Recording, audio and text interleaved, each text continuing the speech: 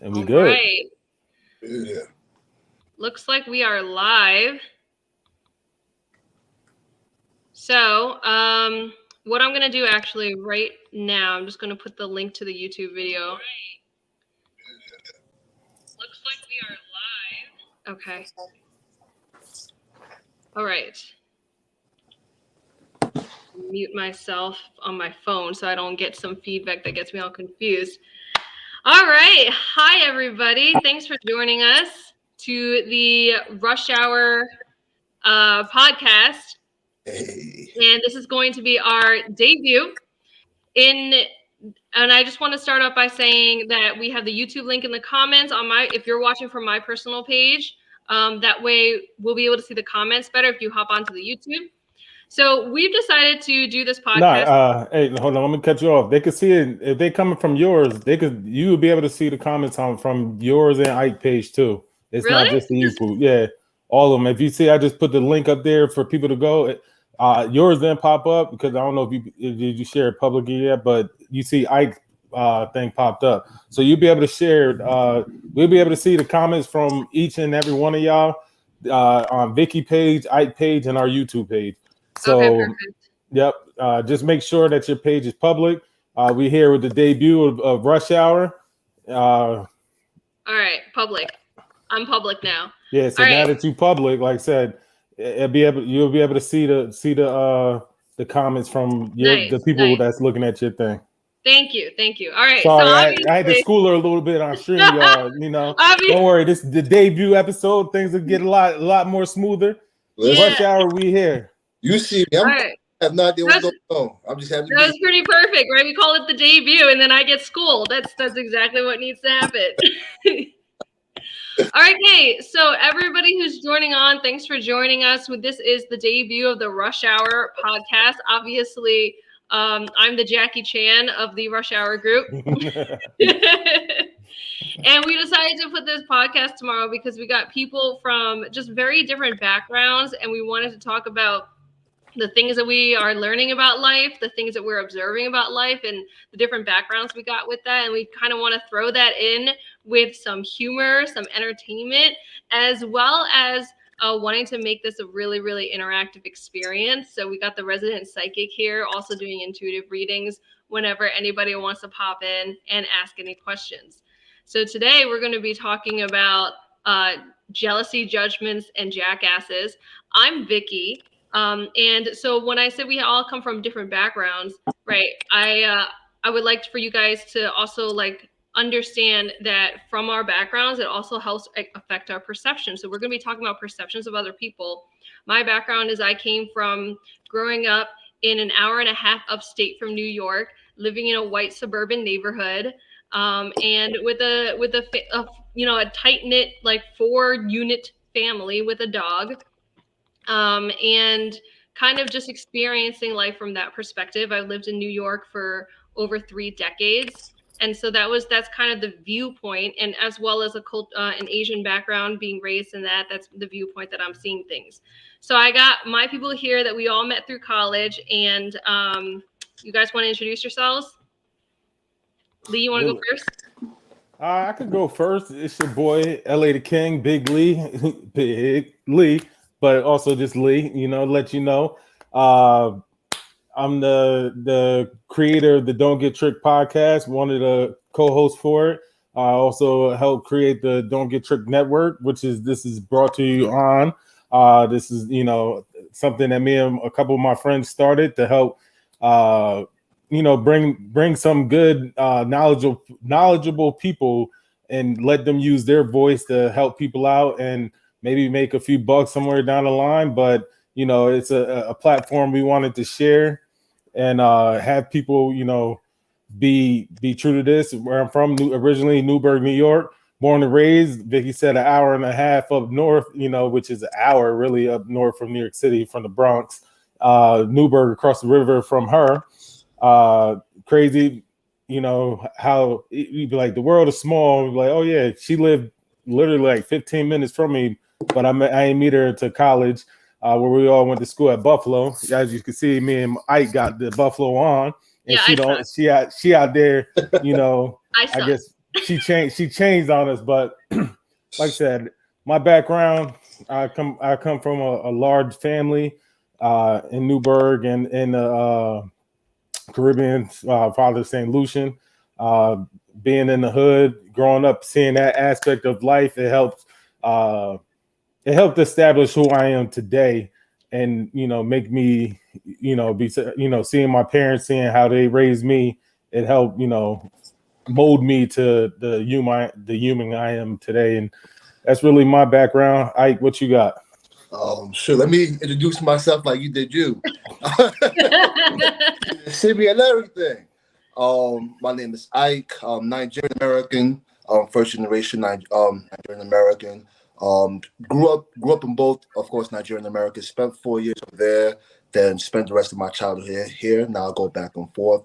So the dynamics that I bring in is just a dynamic of growing up within another country, within another culture, and then I bring a behavioral mental health background as well. So working in different adverse communities, doing nonprofit work. So being exploring all of the Americans and kind of being able to bring some tangible information to y'all. Nice. Thank you. So Lee, actually, I saw that somebody posted hi. Gabrielle, hi. So she posted hi on my personal Facebook page, but I don't see it What up, popping Gab? up in the comments. No, like I said, hold on. It should be on there. Make sure Mine's public. it is public now, right? Yeah. So hold on. well, anyways, while Lee gets to working on that, I just want to also, like, for everyone tuning in, we've introduced ourselves, and I just want to say, like, so the backgrounds that we come from are very different. I've noticed from my conversations with Ike, because of his background, he has a lot of different perspectives that he has taken from not living or growing up, like, or not like spending all his time in America. And so a lot of the dynamics that kind of get ingrained into us subconsciously without us being aware of it, it doesn't get as ingrained in Ike. And so he brings in a fresh perspective that I think was also, like, really, really special, and really eye-opening, how he would look at things. Tell me more about me. Right? No, Yeah. oh, stop, but don't. Oh. I'm sorry, I didn't catch that. Can you say more? So, I thought that was really cool. And then Lee grew up from a very, very different background from mine. And I found it really fascinating because one of the reasons why we've become such close friends is because I've noticed that as a woman in America, it is really hard to make male friends because initially you get really wary of how they approach you and how they treat you. And from the get-go, he never tried to be like sexually harassing or in a way that really, like, put that forward. And he actually, like, treated me like an actual person. And so that was something that I found fascinating. And I'm sure that his background will also, like, we'll learn some things throughout these podcasts about, the things that shaped both of you guys. So to get started, right, we're going to talk about perceptions of other people and really break it down. And today we're going to be talking about jealousy, judgments, and jackasses. And one thing that I've been learning as I have been going through my inner growth game is that we tend to really externalize things, and we tend to really think about the person as other, right? And so when someone acts a certain way, we get very we blame them, or we think like, oh, that person is this, and we have all sorts of judgments, and we think about all sorts of things about that other person, but we don't really get to that place where we're recognizing, like, oh, well, I'm the one who feels that way, right? So why do I feel that way? What does it say about me, right? And we don't really break down the things that kind of get us judging things or being, all sorts of ways. So the thing that I wanted to start out with first is talking about jealousy and how that shows up and what that kind of means when that happens. So one thing that I want to talk about, because what I think is really cool, is that since we're co-ed, right, we can talk about things from different perspectives in that way too, as well as different cultures. But one thing that I've noticed growing up as a woman and an Asian in this country is a lot of the sensations of territorial women. And so it was really hard for me to make female friends for the first 3 decades of my life, because there were all sorts of barriers that I felt like I had to cross. And if I was just myself, I got a lot of hate from a lot of women. And it wasn't until in my 30s when I met women and they actually wanted to help me succeed that made me think, oh my gosh, like why didn't I ever get to experience these women before?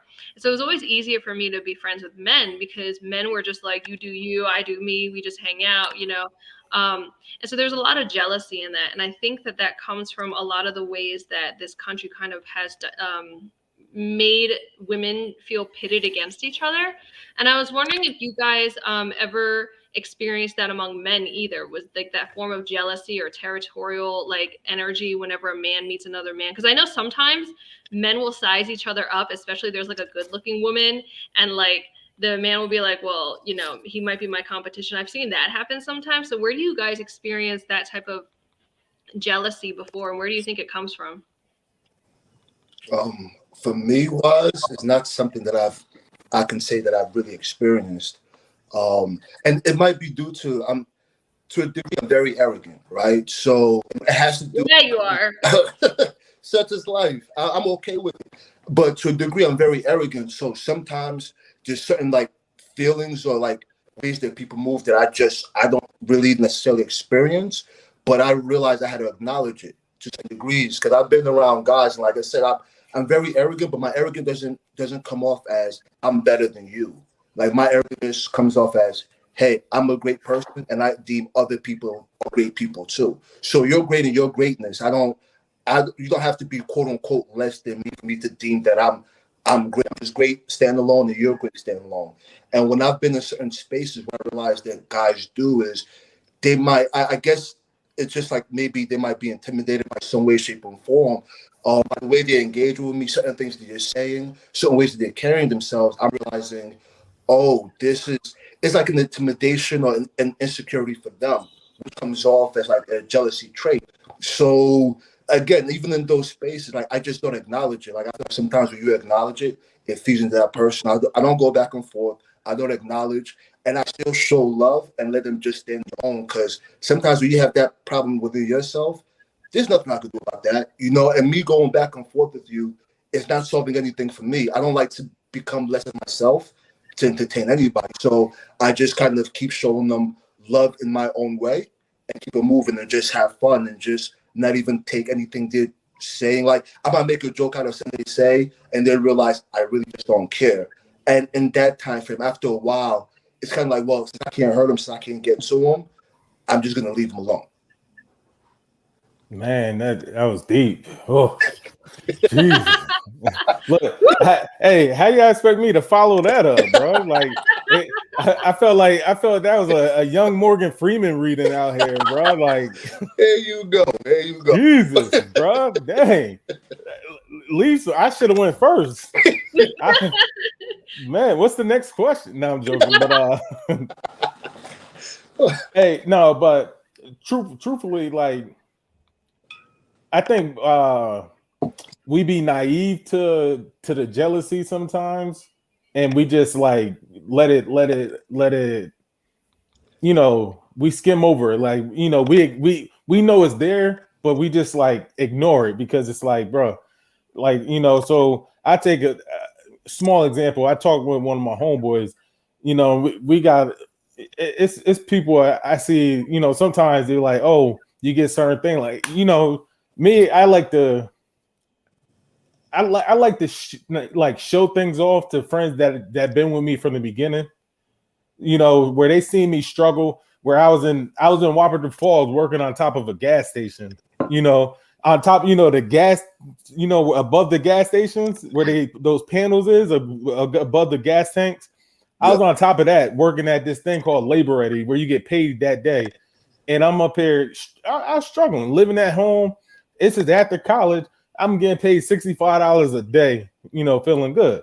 So the people I that see me struggle like that, once I'm in this nice house, this and that, boom, I'm sending pictures, all this, not bragging, saying like, oh shoot, you know, but just saying, yo, y'all remember when I was sleeping on Drake couch at South Lake when we was in college? You know, I was sleeping on this couch. You know, I did that a few times, you know, and to see where I am now, those people that came up, but then you'll have the people that's like, so now the comments is coming up. You see that, right? Yeah. From her page.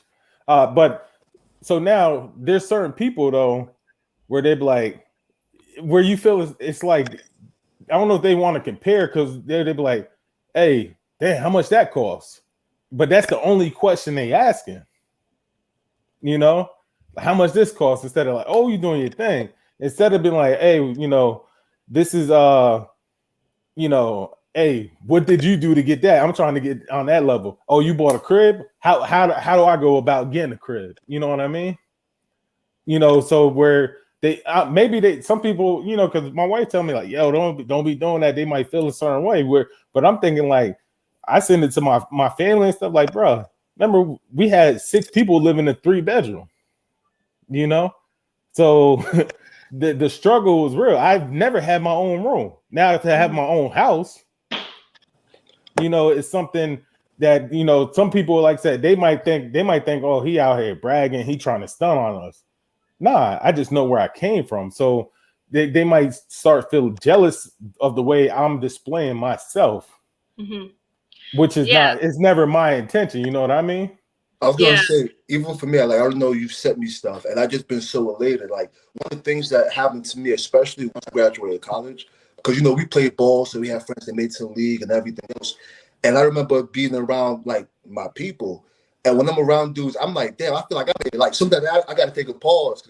Yeah, I'm still struggling in life, trying to get it together. But when I'm around them, I'm so excited for their success. I feel like I'm successful already. You know, and that's what we want. Yeah, we want the friends, and then you come in and be like, hey, boom, how you get that? You know, that we need to figure out how to grow instead of being jealous. Exactly. Yeah. But sometimes in the Black community, it'd be too prideful to go ask for that. Now you start seeing that more.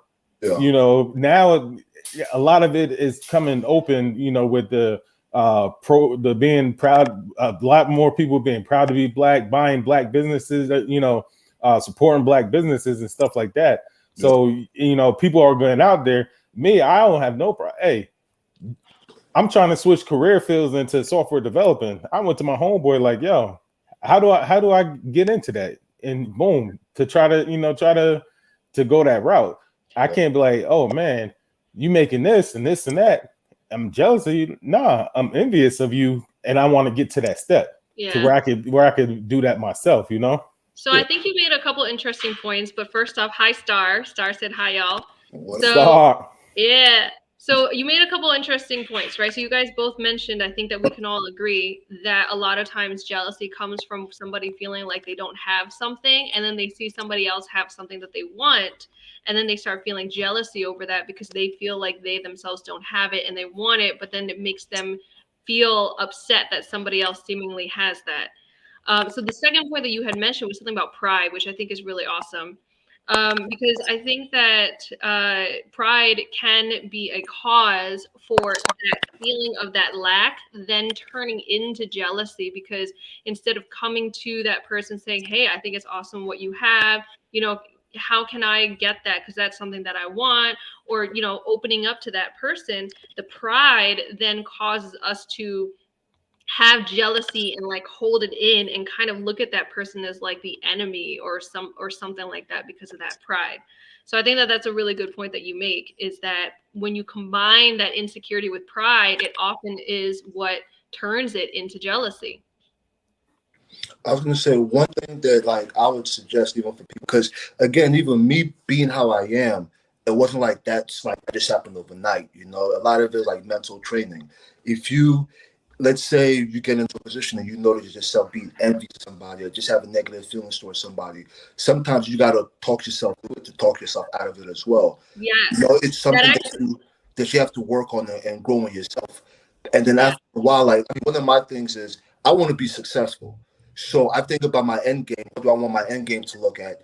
Then I think about what my path is going to look at. I know being jealous is not going to get me to the level of success that I want. Not only Yeah. that, but it's not going to keep my family, my friends, my loved ones around me if I operate a certain way. So I try to focus on things that matter and get rid of things that don't matter. And it just makes life to me a lot easier to process through.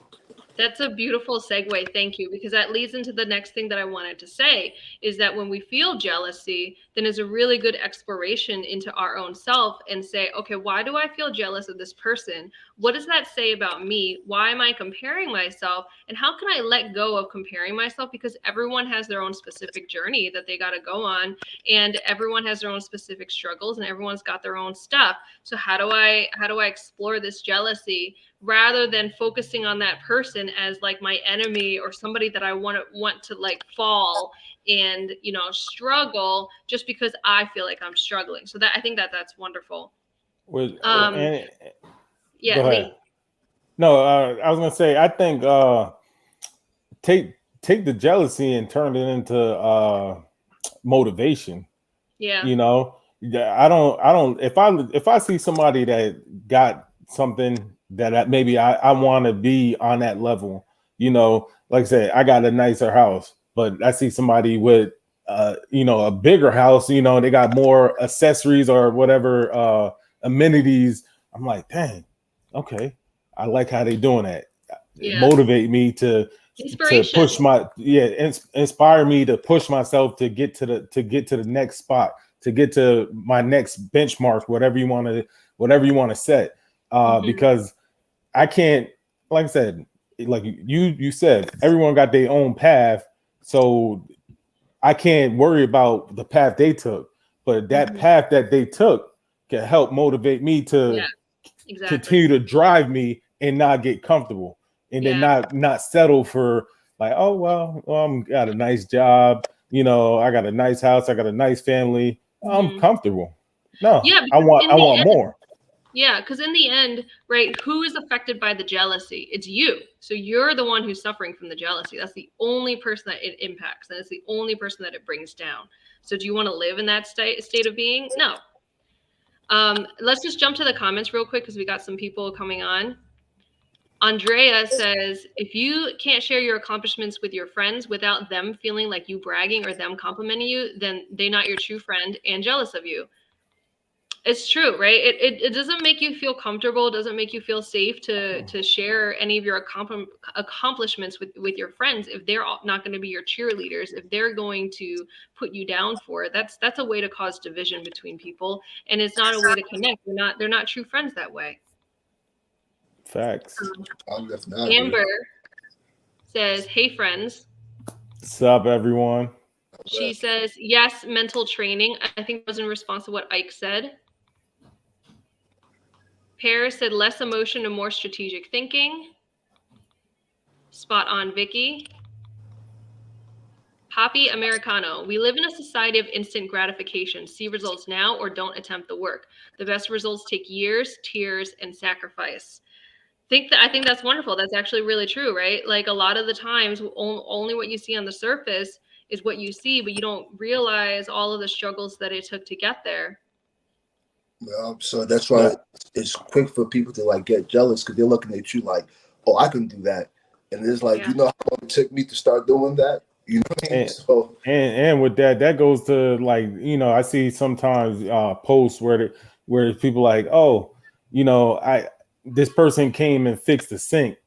You know, it was a little fix, and it was like, hold on, I had to pay you $200 for that. Like, no, you didn't pay me $200 for that. You pay me for my training and years of experience to know that was the issue. You know, so all the years it took that, you know, to get to that value.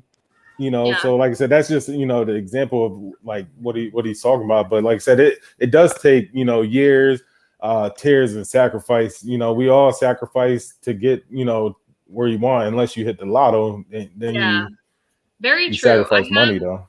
I have a good friend of mine, a very close friend of mine, who became a millionaire twice. And both times when he became a millionaire, that was what everybody saw, was that he became a millionaire. And they're like, oh, wow, how'd you do it? How can I get like you? Again, it's the instant gratification that they're looking for.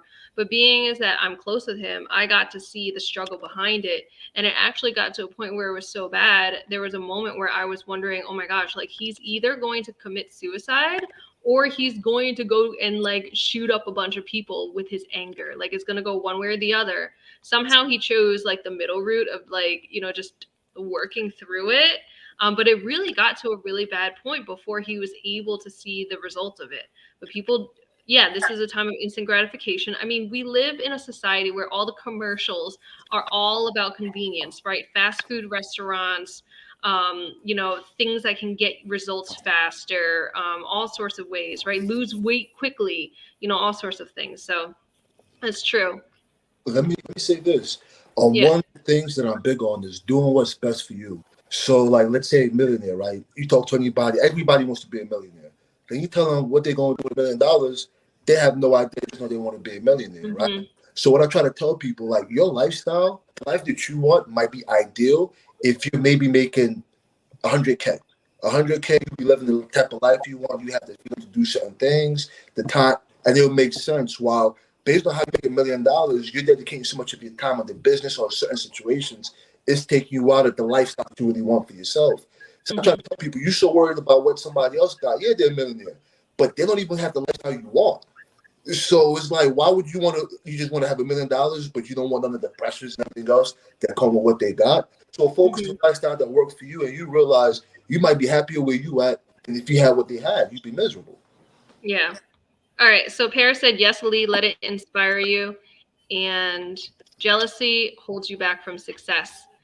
So I want to touch on a little bit something else about, we're going to go into judgments because judgments tie in really well with jealousy. So we, as like every human being I've ever met has judged somebody or something at some point in their lives. And it just seems to be something that is just an intricate, it's a part of human nature. It's something that we can't let go of, but oftentimes we might not even realize when we're judging. As I've been exploring myself, I realize our judgments of other people come from something inside of ourselves, right? Because like if you can't, like, somebody does something and it, like, you judge them for it, it has to come from inside. You have to have some sort of thought inside of yourself first before you'll look out there and you're like, oh, this person is doing this and that means this and that means that. Like, there has to be something going on inside first. What happens is that we stick with outside, right? We just stick with what's going outside. So there was this one time when somebody said something to me and I repeated, I was like, wait, so are you saying blah, blah, blah, blah, blah? And his immediate response was to get mad at me. And he said, this is why I can't talk to you. You twist my words around. And I was like, I knew my truth. I knew that wasn't what happened. So I was able to stay calm. But I realized, oh my gosh, like if he thinks that I twist his words around, then something must have happened to him that he now thinks whenever something similar to that sort of experience where he's not being understood properly, the other person is now the evil person who twists his words around and does all sorts of things, right? So you know that phrase, like when you point one finger, there's three pointing back at you. Yeah, it's the same thing, right? So a lot of times we look at people in other ways and then we don't realize that that's exactly how we're looking at ourselves in a certain manner. So I wanted to talk about judgments. What is your experience and what are your thoughts on either yourself judging other people or feeling other people judging you, or just, things that you've noticed about people and judgments? I don't know if I should go after Ike. No. Bro, I can see the wheels turning in his head right now. I'm waiting. No, go ahead, Buddha. You go for it. I got some things brewing in the brain. So. I see it, man. The new age Dalai Lama over here. I don't know. I'm gonna take judgment. Like you said, everybody judge it.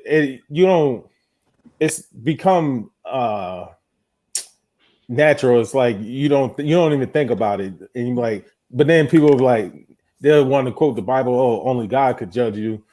like, bro, you just judge me. You know, but I'm gonna take it to the angle of myself. And you said it's something in yourself. So sometimes I judge people based on their actions because I look at my actions the way what I would do. You know what I mean? So it makes me sometimes get angry at that person if they don't move the way I move. And like I said, my wife tells me all the time, hey, you can't expect people to, do what you'll do. But I'm like, I'm judging you based off of my scale of loyalty to you and this and that. And I stop talking to close friends because of it. And then I have to come back, after a while and be like, yo, not everybody's gonna do what I'm gonna do. Even though I think, it should be treat each other the way, you want to be treated. But then I'm like, okay, if you're not treating me that way, that means you don't see me the same way I see you. So now I got to look at you different. So like I said, I'm judging you on that scale of my own perception, so like I said, I give examples, a friend come down, to Florida, and then their family's supposed to come up, a close friend, and family's supposed to come up, see his kids and this and that, and then just him. I start to get like, I start to look at that like, why your whole family? When I go to New York, I'm bringing my whole family to see you. Yeah, I like to see you too, but I like to see your daughter. I like your daughter to come play with my son, when they get that opportunity. So it had me like looking at y'all different and judging you based on that aspect. And like I said, I could be wrong in the way I do that, but that's how I feel, judging. I'm judging that person based off of my own perception of how I would treat them. So that's interesting because what it sounds like is that you have certain standards that you set for yourself. And so you hold those standards for other people too. And I know that feeling because I've done the same thing. I used to do the same thing. I used to have certain standards that I set for myself. If anybody else doesn't follow those standards in our friendship, it gets me upset. But you know what I learned is that everyone has their own struggles and everyone has their own things going on. And sometimes they're just not, it's not all there. They're doing the best that they can. And sometimes it's just a conversation that we need to have. But it's hard. It's hard because our feelings get hurt. And, we're like, well, I care about you, and I wouldn't have done that to you. So why are you doing that to me? So now I feel hurt. So yeah. I keep saying. Yeah. And that's what it comes down to, because it's like I'm just sitting there like, hold on, bro. Like, I'll go out my way to go see the person, or, like I said, if I'm going to New York, me and my whole family going there. I'm not going to be like, oh yeah, I'm going to come by myself. Mm-hmm. Especially when it's my goddaughter. Bring my goddaughter to see me. Yeah. You know what I mean? But like I said, that's something I had to deal with. It's been like that for years. And my wife would tell me like, yo, you can't be upset. Like you said, and like you saying right now, they might be trying to do the best they can, and other factors can't happen. Other factors causing them not to. Yeah.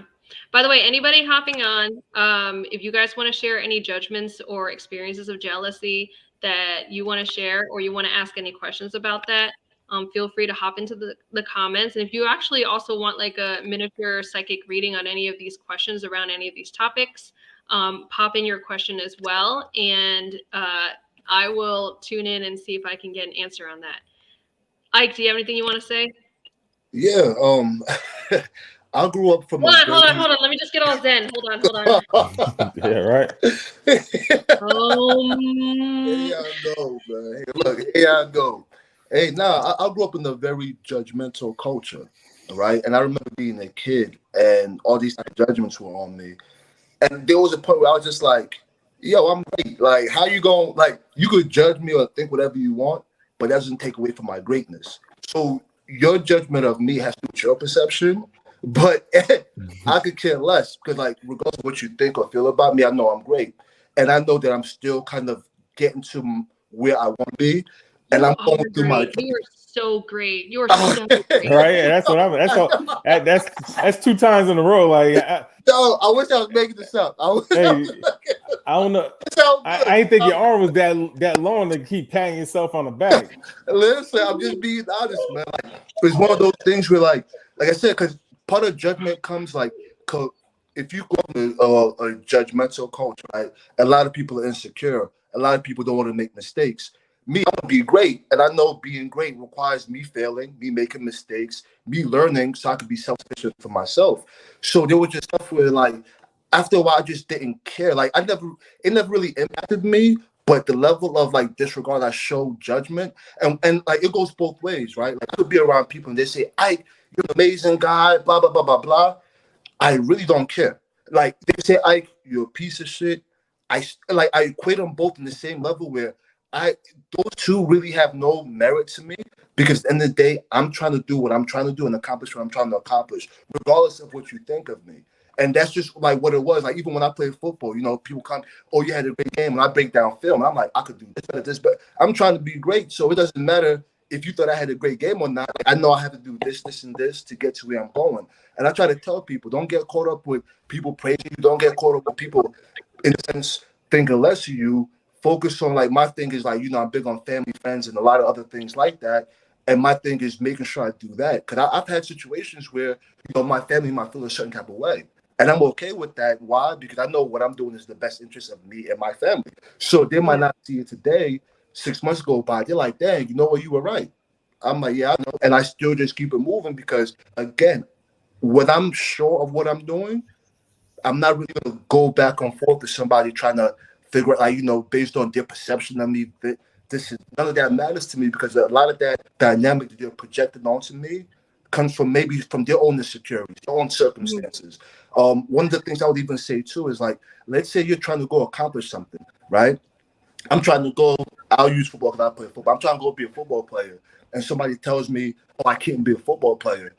I could care less what you're talking about because that's not their journey. Like, they don't know what I'm capable of to go accomplish that. So when somebody's trying to tell you or trying to judge you, they're trying to assess you. Like, because I even had that where I'm giving my friends advice on something, or they ask me for advice. I'm just like, I don't really know what to tell you. It's not my path. It's not my journey. It's not something I've ever experienced.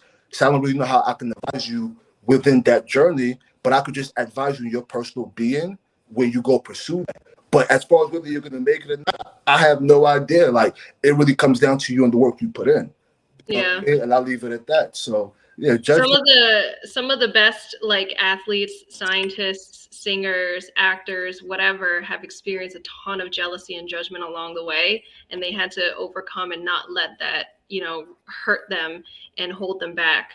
But something that you said leads me into another question. But before we get into that, let me just read the rest of the comments that are coming up. So Jay Gray says, "Is nothing wrong with being proud and appreciative of how far you've come. And if there's jealousy more than anything, that person might lack drive or ambition within themselves." I mean, it's true. Like, if there's jealousy, there's something lacking inside themselves. It could be drive, it could be ambition, or it could be just like insecurities, or it could be something else going on, some sort of pain or suffering that they're experiencing. I was going to say, sometimes it's even like proximity. So the closer you are to somebody and they see that you're in the same space as them and they see how you're received. Because I would say that might be something that I experience where how I'm received in a certain space might make certain people feel a certain type of way.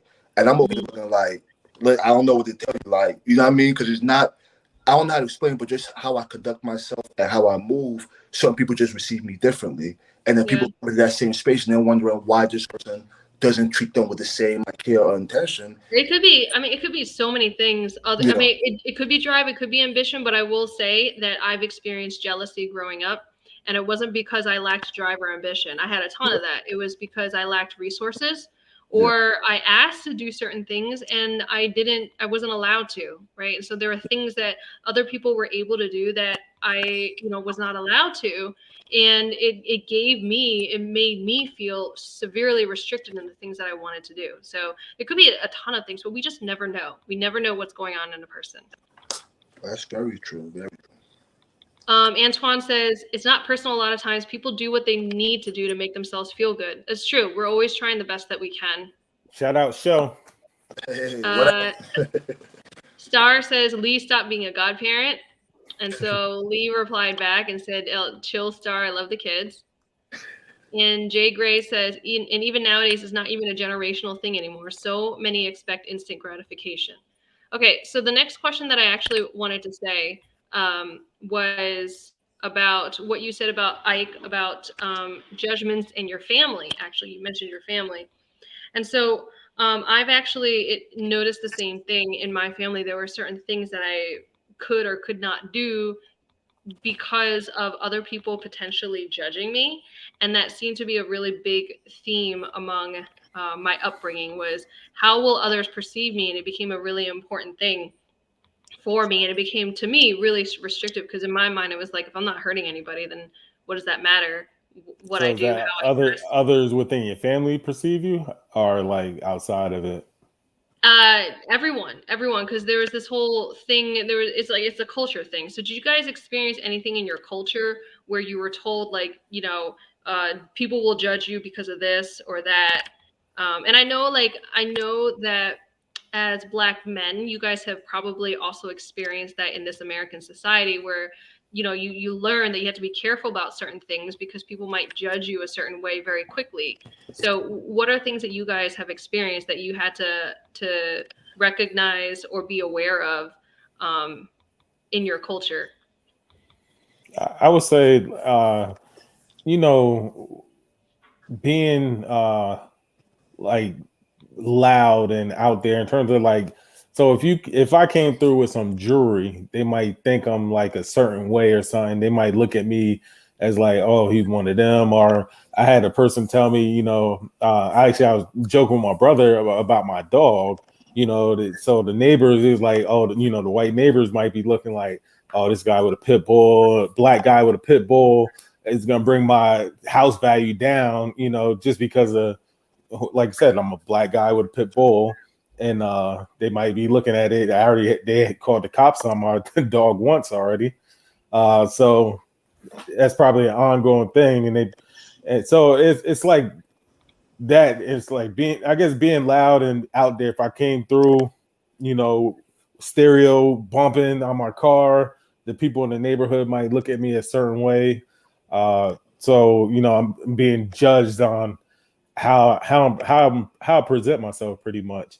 I don't wear jewelry. I don't think I can afford it like them yet. So I don't wear jewelry. So I come through where I just look. I think I dress like a what's that, like a dad now, pretty much. Yeah, I dress like a dad now. Oh, it sweats, sweatshirt.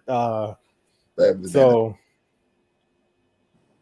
But yeah, that's my perspective on it, and from my culture, is really just like I said. If you come dressed a certain way, they might perceive you and judge you a certain way before really getting to know you. Yeah. So when it comes to that, right? Again, it becomes for me just having the awareness of it, right? I don't try to pay too much heed to the judgment that comes from it. I'm good with whatever you think of me, but be aware of it. Because I think when you're ignorant to it, then you can put yourself in positions where you can't really handle it appropriately, right? So for me, like, yeah, I might be aware if I show up like this person's going to see me like that. But then as I engage with them, based on how I engage with them, all of a sudden their perception starts changing and it becomes, okay, I can work through that. But if you didn't know you were being judged, you came like that, now you don't even know, quote unquote, what you have to overcome. One of the things I'll even use, one of the things they talk about, like if you go to a job interview, you have a certain haircut. Yeah, okay, if you have a certain haircut, they're going to judge you. Maybe if you show up with dreads. If you're aware of that and you don't show up like that, cool, show up like that. But that resume better be solid, so that way that's something you can use to overcome whatever their visual perception of you is. Which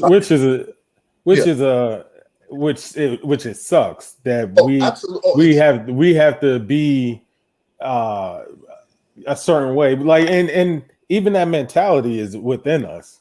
Like when we go in for an interview or we go talk to them on the phone, when we set it up, we feel we got to change our voice, to talk to them, because we feel if we if my name is Leroy, that's a black name, you know, so they already looking at me a certain way, which that's you know, is mind boggling, and hopefully it ain't like that. That's why a lot of people nowadays don't put the race on there and stuff, because they don't want to be prejudged before even going in there. Let me touch up on this part. I work, again, I did a lot of community work. So I worked in different adverse communities. And that was the one thing when I was working with a lot of younger Black kids that a lot of them lacked the awareness of at one point was, it was like, yo, you grow up in a certain community and, you know, let's say you're using a certain type of vernacular. Then you go into another community, not realizing that when you're using that vernacular, how they judge you, how they perceive you, you have to overcome that. And I didn't even realize, like, because mind you, I speak two languages, I do this and that. Like, so I remember I've been around where I might be talking to my Black friends, I'm talking to my Black friends a certain way. And I come around my white friends, I'm speaking a certain way. And I'm like, I don't even realize, because I grew up in a very diverse community. Like, I'll even be around my Spanish friends, and now, you know, I use some Spanish words clowning around. So I tell people, like, I do it innately, and I never knew like I was doing something, you know what I mean? Like, they call it code switching. But it's one of those things where I'm like, you know, if you're aware of it in the sense of you're aware of the environment you're in, certain ways you have to move. I say having the awareness is a good thing to have, just because, hey, you know what you have to overcome, but you still be yourself while having that awareness. You know what I mean? Like, I tend to do the same thing. I naturally slip into that, like among different friends. One group of friends, I'll be like super articulate, and then the other group of friends, I'm like all ghetto, and it's not on purpose. It's just like the energy of the group. Comfortability, how people are able to, like I said, you know, taking communication is how you communicate. So men to communicate like this, and we can understand each other. Like if I have like another segment of friends and they see me communicating here, they might not have any idea what the heck we're talking about, but we know each other so much. So we just have our own communication way. That's why I try to tell people, like, I don't knock it. But what I realized is, again, being in these communities and the kids not having the awareness, now when he's going to go to a job interview and he's wondering why he's not getting the job interview, that's because he's trying to communicate with somebody that perceives his style of communication as ignorant or dumb or whatever the case is. And he doesn't even know that that's what he's trying to overcome to get that job. So I just raise certain awarenesses when it comes to like that whole aspect where, again, I tell people judgment, I just want to be aware of it. But as far as being I'm always going to be myself. And some judgments, I'm good with them, like have that judgment on me. I'm good with that. So, I mean, if you're good with judgments, that probably indicates that you also don't have many judgments in yourself. But usually what I notice is that the people who judge a lot outside, they have a lot of inner judgments. But let's get back to what Lee said, because I think that he said something that I actually found really interesting. I want to kind of flip the script on, right? So Lee had mentioned that he tones himself down on purpose, right? Because people might perceive him in a certain way. So he doesn't wear the flashy jewelry. He dresses like a dad. He, you know, he's also aware like how his real estate. I don't know if I'm really trying to do that. I can't afford the flashy jewelry. Look, some of my best outfits is just like a dad. Look, I'm going on 38 now, you know. Yeah. He got the I get the point, right? I get the point. Like I know a lot of I know you guys know I have friends with Black men. I am friends with Black men. Whoa. But I know, right? I know that you guys have to be extra careful about your appearance, because if you're too out there in a certain way, people might take it the wrong way. And there's an echo somewhere. Okay, never mind. So then you tone it back. And so the way that I want to flip that script is, right, in our society, that to me, what that equates to is trying to push down the power of the Black man, because he exudes a lot of strength and power. And so in our society tries to say, oh no, like you guys need to tone it down and like suppress yourselves and kind of be smaller than who you really are, in order for you to be accepted in society. To me, that's kind of what it's the underlying saying is, because it seems to me what you're saying is like you have to push in part of yourself. You have to be careful about parts of yourself. Yeah, but I will also say I think a lot of people, where I told you we skim past it, because I think if you believe in yourself, like you don't need to do those things. Yeah. And you'll see a lot of black people either believe in themselves or they want to, make it shown that, hey, I'm gonna do what I want to do. Mm-hmm. You either gonna love me or you don't. And that's what it really come down to, because I'm not gonna put myself in a position where I don't feel comfortable, or I look at myself as like I'm not being 100 with you. I'm not being, I'm not being the person who I am, and if you can't handle who I am, regardless, I'm a 6'5", uh 300-pound black man in the United States. That's who I am. I'm from Newburgh, New York. I'm proud of it. I'm proud of everywhere I've been. And guess what? If you ain't rocking with me, someone else is. And that's what it comes down to. You mentioned that whole like your size, right? And I think that goes a lot to saying about the inner workings of other people, right? Because if someone sees you and they think he's a big guy and, they get insecure, they get scared or something, then there's something inside them. Because I remember looking at your size and I found extreme amusement because we went to eat at a diner and you were holding like a spoon, and the spoon looked like it was a kiddie spoon in your hand because your hand just like covered the whole thing. And I remember I was watching and I was just like, this is so funny, because in my hands it looks like a normal size spoon, but in Lee's hands it looks like it's like one of those kitty toys. And so I think that it goes a lot to show with what's going on with the other person when all you are is just who you are. You're 6'5", you're 300 something pounds, and all of a sudden someone attaches some sort of thoughts or judgments about you. It shows a lot about what's going on inside of them. You know what? I remember, I just thought about this, like growing up. I've always been like the bigger kid in the group for the most part. So I do remember growing up and having to be a little bit more, I guess, gentle, because I was just looking at it like, yo, like I guess I'm bigger than everyone else. And I just had that awareness of trying to make people feel comfortable, because I just always happen to be bigger. But like I said, you have to understand how you're being perceived, and then it's on you to move how you want to. I don't mind being accommodating because I'm a big black guy and people might be innately, naturally intimidated for whatever reason it might be, but like that's just me. But like this another guy that he minds that, and he has to figure out a way to express himself in a certain way where he could overcome that judgment. So I tell people, like, judgment is always going to be there. I can't control people and how they think and what they do. I just control what works for me and what makes me happy. And like you said, as long as you're authentic to yourself, that's the one thing about me. I love being me. It's part of, that's why I say arrogance, but it's really, I equate it to like a high level of self-love, right? But I call it arrogance. And I love being me so much, I don't ever want to compromise it for nothing. Hey, at least he didn't go with I love being me. Great. The greatness of being you. Great. I am such a great person. Hey, that you forgot. So we had we had in reality we had the what is it? The jealousy, the judgment, and Ike we giving us the jackasses.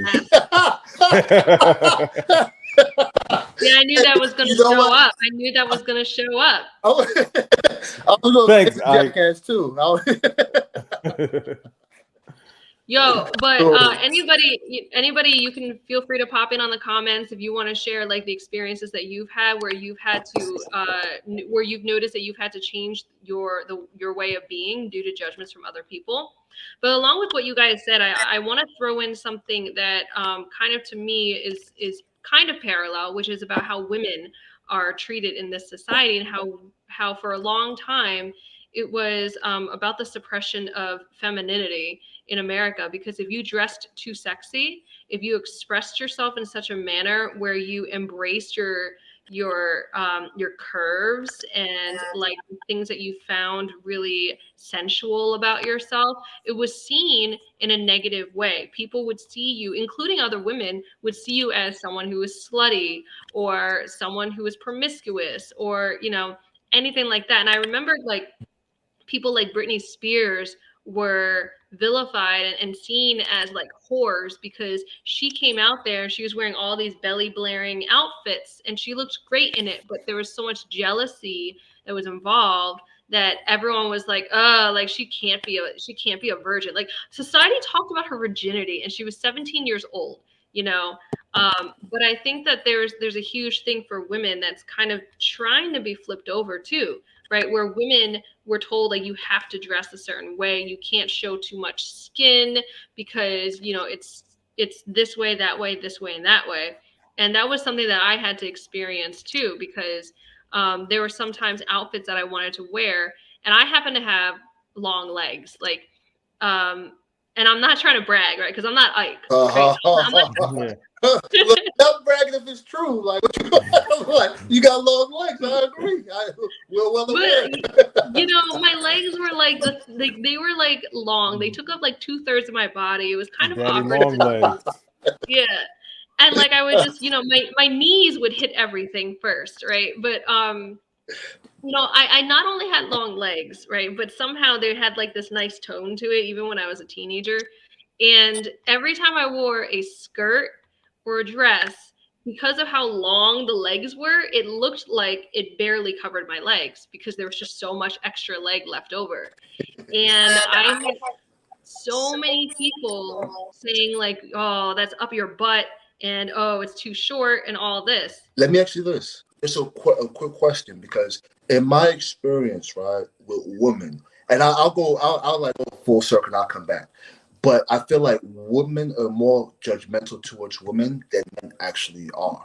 Yeah, right? I was going to second. I could second that. I think I'll go two ways. One of the main reasons why too is, so I find that a lot of women that are very male oriented, meaning they're like, I want to get married, I want to do this, and they're so fixated on getting a man. I think they look at other women as competition. Yeah. More they look at other women as maybe companions and actually trying to build like a relationship with other women. Yeah. So that becomes one of the things that they kind of look to compete with. I'm trying to think. There was another part to this, but I lost my train of thought. Well, in line with that, Lee, you want to say something? Yeah, no, I'm gonna go right off of that and then spin it by asking you a question, because so that's how I always think women, you experience more jealousy within women itself, on the strength of, like you said, you got Britney Spears or this woman in this certain bikini, and then some women look at themselves and have those self-esteem issues, and they want that type of body, but they don't have it. So then they start hating on that woman, or even if you get a certain man, like I could say, you got married, dang, I was supposed to get married first at the crew, and I'm the oldest, or this and that. It's a lot of different things that they experience. And then you got, where you say you have more male friends than you have female friends. Is that because of the jealousy that you might experience from other female friends? And it's not just you. It's a lot of females that say, oh, I got more male friends than female friends. Let me add this part. So this is what I experienced, my personal experience. I know you guys love that. But there was one point where I was trying to get fat, right? And I wanted to, there was this type of fat look I was looking for. I've been muscular throughout my life just because I've been an athlete forever. And you've been great. You've been muscular. Exactly. So I'm like, only other alternative, I couldn't get skinny. So the alternative was fat. So I'm like, okay, we'll get fat. And then when I got fat, honestly, like, I didn't even it was like I got fat, I'm like, whatever.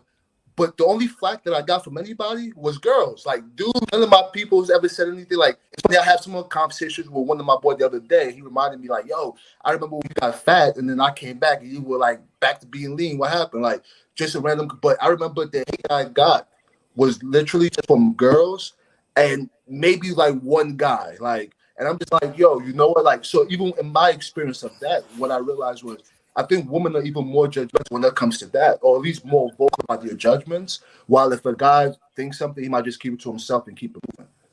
Okay. So I have thoughts to share on all of this. Yes. And obviously what my thoughts are just thoughts, and they're not going to be taken for like the truth of all. Well, of course. Yeah.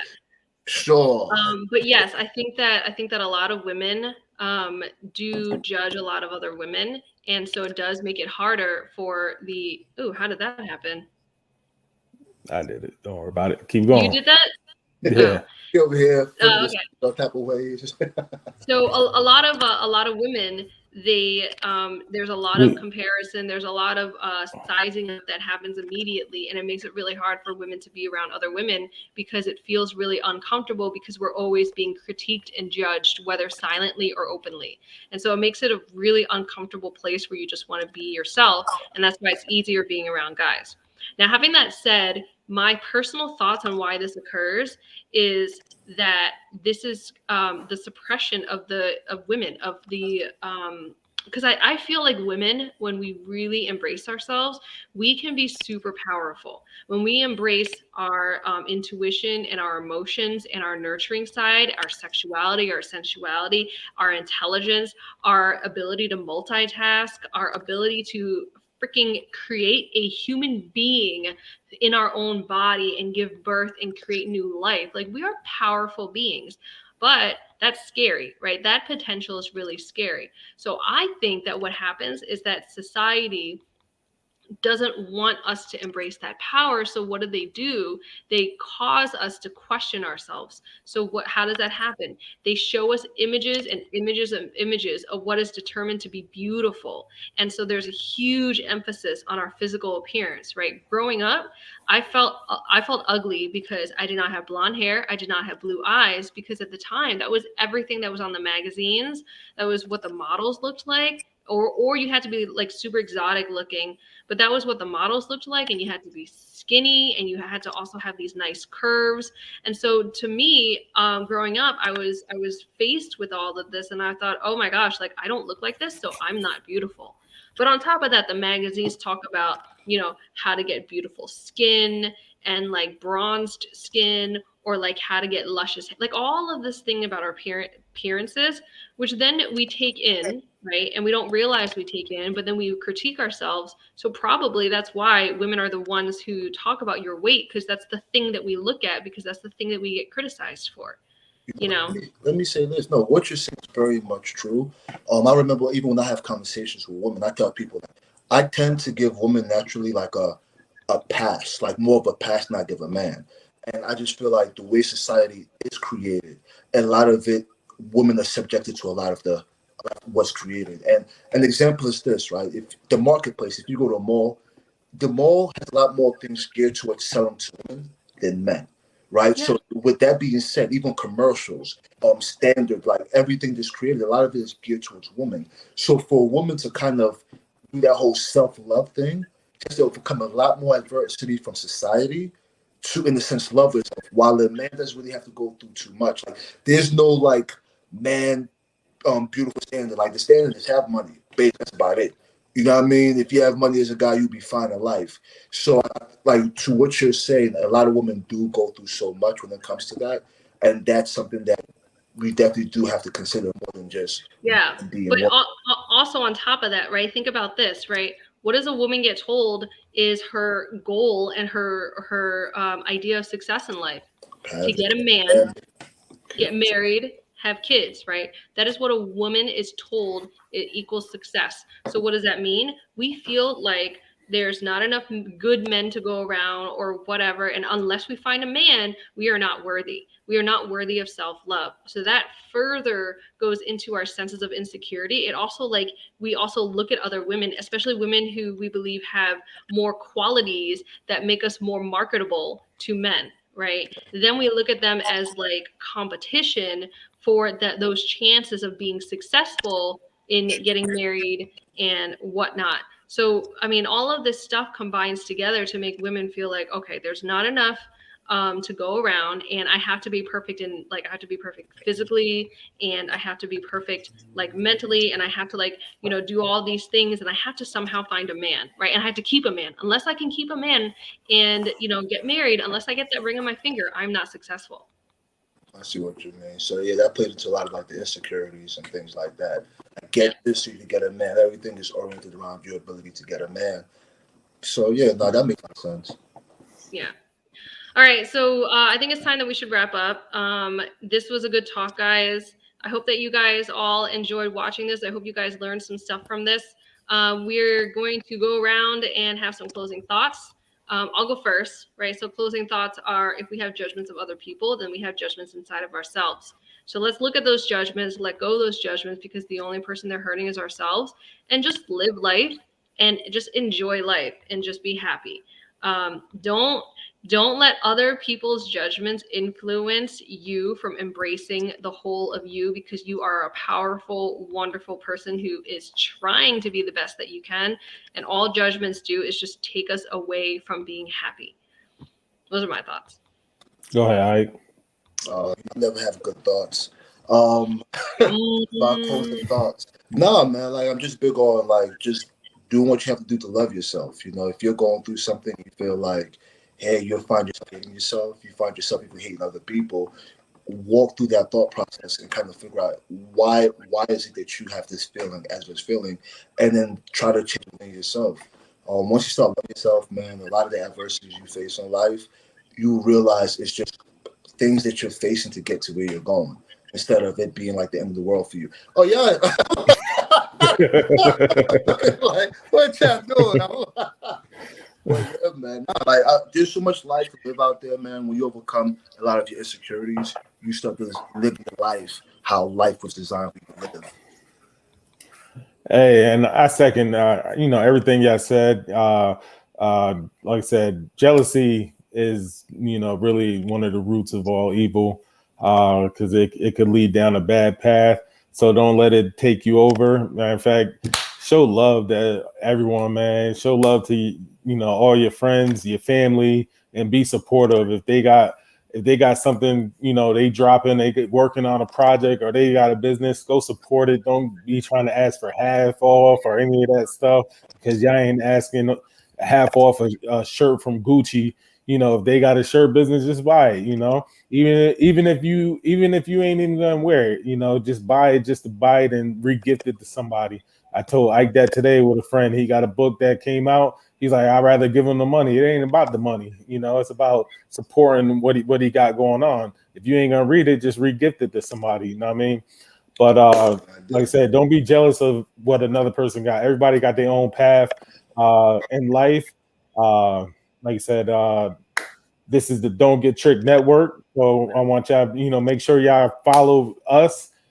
Make sure, because we're gonna give y'all more episodes of this. We also got other podcasts within our network. Don't Get Tricked podcast with myself and Drea. LA the King versus Showy the Great Sports Pod. That we got that. We got Showtime in Paris with Paris and Show, and we got Rush Hour, and we add in more things. And like I said, it's a network. We trying to build something here within this network on this platform to give you guys any of the best. So if y'all got any questions, y'all can reach out to anybody that's on the team and express it, because we're always looking for suggestions to talk about. And I appreciate y'all for, let's doing this and helping us grow, each of us. It's a way of, like somebody said, it's a way of like therapy. You also get to talk stuff out, and learn from other people. So that's why I got two people here with me that, I value both of you and value what y'all bring to the table. So like I said, I appreciate y'all, and I love y'all too. So. All right, thank you. Love you. I'm like, love y'all too. I'm like, now I gotta say. Bye.